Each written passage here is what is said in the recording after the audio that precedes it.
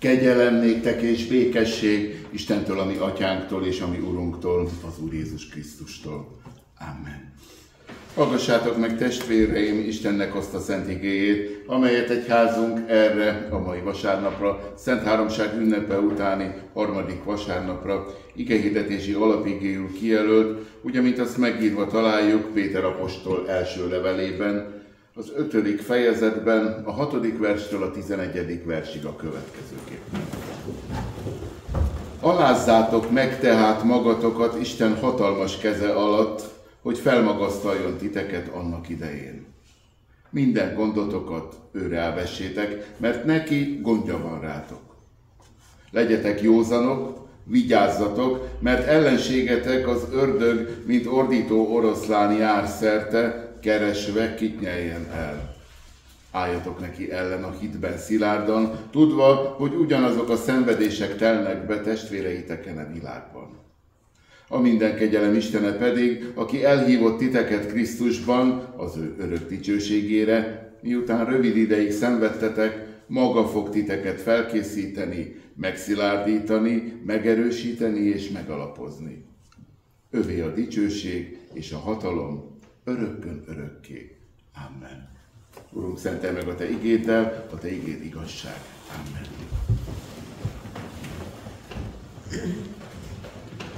Keresztény gyülekezet, kedves testvéreim az Úr Jézus Krisztusban. A szó, hogy keresztény, aztán később ebből keresztény lett, a kis-ázsiai Antiókiában hangzott el először, Krisztiánoi, azaz Krisztus követők, így jellemezték azokat, akik a zsidó tanítástól eltérően a názáreti Jézus tanítását követték. Gyakorlatilag a Krisztiánoi egy gúnyszó volt, és el kellett telnie sok-sok időnek, míg aztán megtelt ez a szó, hogy Krisztus követők, pozitív tartalommal a világ számára. Még néhány évtizede ebben a modern világban az egyház elvilágiasodását közömbösen vették tudomásul, mára eljutottunk egy olyan helyzetbe, hogy a keresztény értékek felvállalóit üldözik, gyilkolják szerte a világban, és most már elmondhatjuk, sajnos így van, hogy a legüldözöttebb vallás a kereszténység. A keresztény erkölcsre pedig már az egykor keresztény Európában sem lehet általános értékként hivatkozni. Sőt, egyes témákban, abortusz, genderkérdés, a világ megköveteli a politikailag korrekt beszédet, még Krisztus tanítványaitól is, akár a saját álláspontjuk képviseletével szemben is. Éppen ezért most Péter apostol levele különösen is aktuális. Péter az egyszerű halászemberből lett apostol, akinek hatalmas szíve van, és ami a szívében van, azt ki is mondja. Levelében, ebben a szakaszban józanságra int. A józanság, a tiszta ész az Úristen legnagyobb ajándéka. Hiánya sok-sok szenvedés okozója, megléte rövid és hosszú távon is mindig áldás, alapja a türelmes, következetes, másokat segítő életnek. A hitet csak a tudatlan ember gyakorolja józanság nélkül, aki ismeri az Isten hit lényegét, tudja, hogy a hit a következetességnek, a célirányosságnak, azaz a józanságnak Istentől kapott állapota. Mai igénkben tehát egyetlen egy fogalom áll a központban, józanság. Sajnálattal kell azonban megállapítanunk, többnyire erről szól a keresztény egyház története, hogy a józanságot a hatalommámor, a szeretetet pedig az érdek váltotta fel. Nem új keletű tehát az a magatartás, hogy az emberek reflexzerűen elfordítják fejüket attól, aminek nevében tesznek sok-sok nem keresztényi dolgot, És ezek a keresztények olyan keresztények, hogy csak nevükben azok. Ha röviden szeretnénk összefoglalni a Krisztus követés, azaz a kereszténység lényegét, akkor erre két szó kiválóan megfelel. Szeretet és józanság. A józanság ugyanis magában foglalja az igazságot, a szeretet pedig a megbocsátás, a kiegyenlítődés készségét. Józanság. Isteni erény ez, adomány, amit ma kevesek birtokolnak. Egyházon kívül, politikában és gazdaságban többnyire nem az észszerűség, hanem a haszonelvűség határozza meg a dolgok folyását. A modern életvezetési stratégiák is inkább a mostra, az élményre koncentrálnak. Jól lehet, az élet minősége nem a pillanatokban, hanem a távlatokban rajzolódik ki. Az élvezetek, az élmények hajszolása a harmadik évezred elejére olyanná vált, amilyenné, így aztán különösképpen is vágy támadt a szívekben a józanságra. Józanság. Nehéz gondolatokat felvető szó ez egy olyan világban, mely az illúziót, az élményt hajszolja. De tegyük fel a kérdést magunknak, mit értsünk általános józanságon? Volt ilyen valaha is? Sokan a régmúlt időkben a történelem aranykorszakának hit mesés világába hiszik ezt, sok mással egyetemben. Az édenkerti korszak attól édeni, hogy egyszer s mindenkorra véget ért, mert szembe mentünk Isten akaratával, ahogyan ezt gyönyörűen kifejezi az ősi biblikus kép, szakítottunk a jó és rossz tudásának a fájáról. De azt kell, hogy mondjuk, hogy ugyanígy megtesszük ezt ma is. Szembe megyünk az Isten akaratával. Fontos leszögezni, hogy a józanság önmagában még nem nagy érték, mert ha szívtelenséggel párosul, akkor képes elfojtani minden jó szándékú kezdeményezést, és a szeretetet is, ha nincs meg benne a józanság kontrollja. Ilyenkor elveszíti a vonzását. De a józanság és szeretet együtt és egymást kiegészítve mindig az élet normalitását szolgálják. És mi az élet normalitása? Az élet életszerűsége és az emberlét istenképűsége. Az Isten akarata, törvényei mindannyiunk szívébe, lelkébe bele van kódolva. És éppen ezért, ha nem ezek szerint élünk, valamikor lehet, hogy évek vagy csak évtizedek múlva, sőt az is lehet, hogy csak a halálunk óráján, de megszólal a lelkiismeretünk. Különleges világ ez a mostani, mert lelkiismeretre hivatkozni a rendszer szintű lelkiismeretlenség rögös útján nem segíti a gyors előrehaladást. Persze mindig is voltak az élet alapvető törvényét semmibevevők, rájuk azt mondták a régiek, keresik a bajt maguknak. De az ilyen józanságukat vesztettek mára tömegesen vannak jelen a társadalomban. Ki így, ki úgy vét az élet parancsolatai ellen, gondot okozva ezzel másoknak, mindenekelőtt pedig önmaguknak. Nem átok ez, hanem Isten törvénye. Ha valaki a fa alá fekszik, akkor idővel fejére eshet az alma. Nem elháríthatatlan csapás tehát a zuhanás, hanem belátható következmény. Ha valaki a szakadék szélén táncikál, és kísérti az Istent, akkor számoljon a következményekkel. A korláton belül maradni, vagy elugrani a száguldó expresszvonat elől, azaz megnézni, hová is lépünk, józanságot feltételez. Aki komolyan veszi az életet, annak nem kérdés, hogy a távolugráshoz neki kell futni, hogy a maratoni futáshoz edzeni kell, és hogy a csatába fegyver nélkül menni, esztelenség. A józanság azt jelenti, tisztában vagyunk a veszélyekkel, és ezért megteszünk mindent a józanság keretein belül, hogy elkerüljük a nagyobb bajt. A gonosz tüzes nyílai elől páncélba bújhatunk, a körülmények szorításában a lehetőségeink pajzsával védjük magunkat, és ha nem megy másképpen, az igazság védelmében még kardot is rántunk. Manapság azonban nem karddal vívják meg a csatákat, hanem papírral, ceruzával, kétes szerződések apróbetűs záradékaival. Ilyen helyzetben kivívni a győzelmet valóban nem könnyű.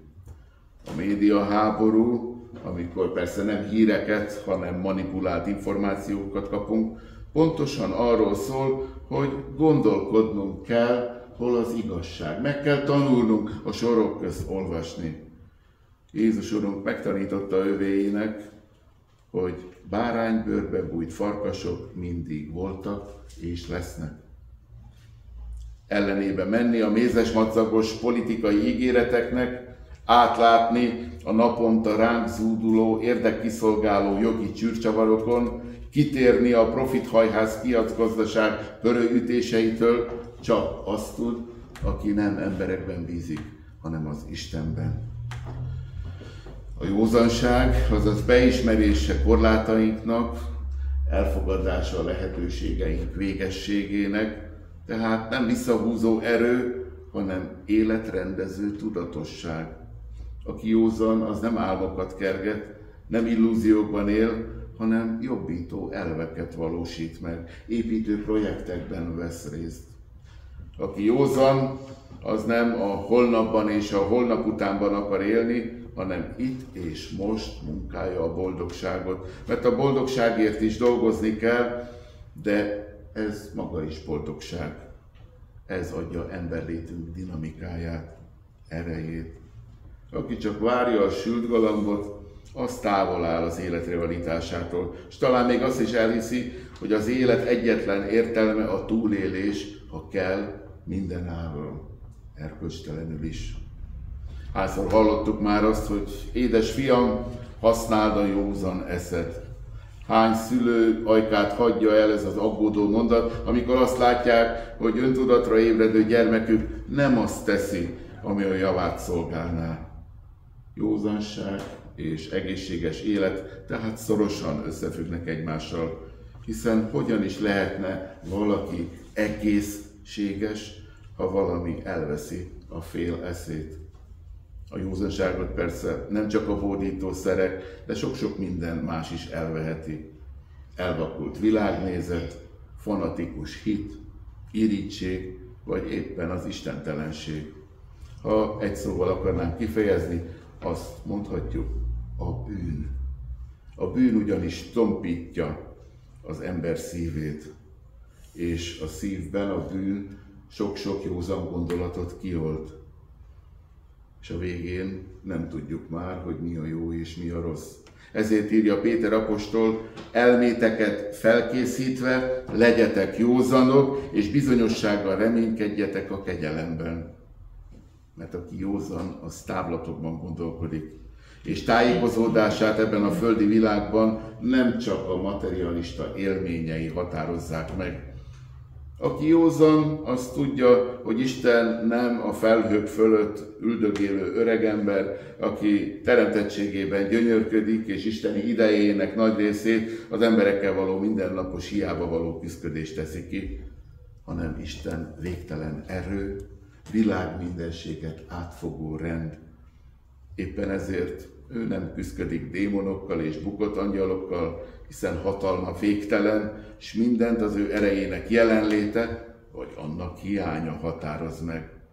Aki józan, azt is belátja, hogy a szent élet nem más, mint ráhangolódás a gondviselésre. Erről is van szó mai igényben. Azaz a belső igényünket erősítjük, tápláljuk ezáltal, hogy a szépet, a jót és az egymás emelését munkáljuk. A szent élet nem a soha el nem érhető eszményi kergetése, amely eleve kudarcra van ítélve, hanem az élet szépségeinek, örömeinek megtalálása kis és nagyobb dolgokban. A szeretet, tehát a józanság harmóniájára, az élet szépségének megélésére épít. Elménket éppen ezért szüleink és tanítóink készítik föl az életre. Az édesapai és édesanyai hivatást hitelesen betöltő szülők és nagyszülők, tanárok, szűkebb baráti környezet, és nem utolsó sorban a lelkészek és a papok azok, akik nevelik a következő generációt. Szomorúan kell megállapítanunk, hogy a fogyatkozó létszámú gyülekezeteink elsődleges okozói a hiteltelen hitéletet élő hívek. Olykor élükön a gyülekezet vezetőivel, nem különben a lelkésszel vagy lelkésznővel. Kár lenne tagadni a tényt, ha az elme nem felkészült, akkor nincs józanság. És ha a szív nem a szeretetnek, hanem az önzésnek ad otthont, akkor nagyon hamar lendületét veszítik a nagy elhatározások, sőt elfogyatkozik az erő is, ami építi a hívő emberek közösségét, a Jézus Krisztust szóval és cselekedettel dicsérő gyülekezetet. Végezetül józanság szavunkban benne foglaltatik, hogy jó józannak lenni. Jó dolog a józanság.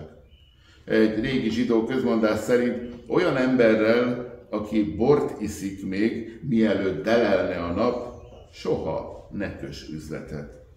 A józanság bizony sok kártól megóv, sőt, az életet is védi.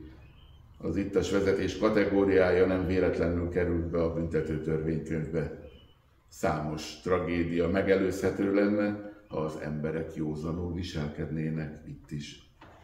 Mai igénk a józanság fontosságát hangsúlyozza leginkább, de van benne egy ugyanilyen fontos jó tanács. Így olvashatjuk a 7.-8. versben, minden gondotokat őre vessétek, mert neki gondja van reátok. Megérteni egy jó filmet, színdarabot vagy egy izgalmas könyvet csak akkor tudunk, ha végignézzük, ha végigolvassuk, ha megismerjük a végét. Az elején ugyanis még nem tudjuk, mire megy ki a játék, hova futnak a különböző szálak. Legfeljebb csak sejtjük, de az kevés a megértéshez. Bizony, így vagyunk az életünkkel is. Sorsunk értelme akkor világlik majd meg, ha a vége felé közeledünk. Aki a krisztusi tanításon tájékozódik, Jézus Urunk ajánlásait elfogadva követi őt, annak az élet általános terhei könnyebbek. Sőt, olykor a sors igája még meg is erősíti.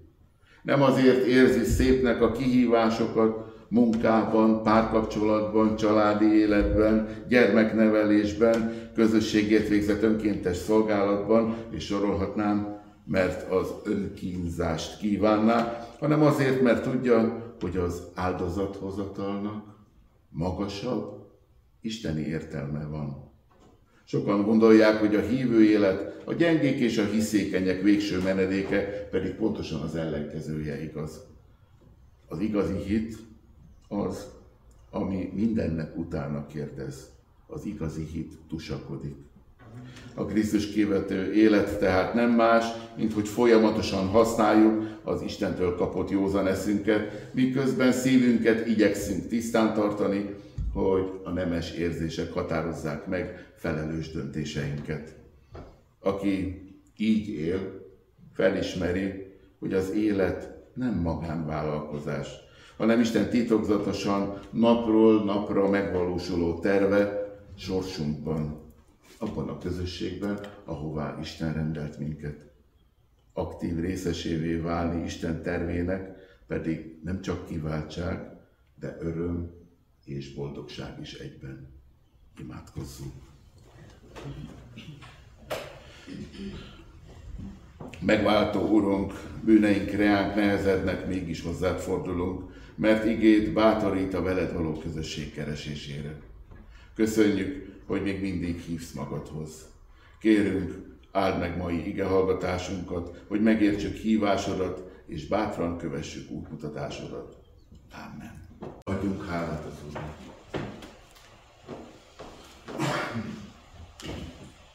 Istenünk és Atyánk, végtelen irgalmadban bízva könyörgünk mindazért, amilyen tetszésed szerint könyörögünk el.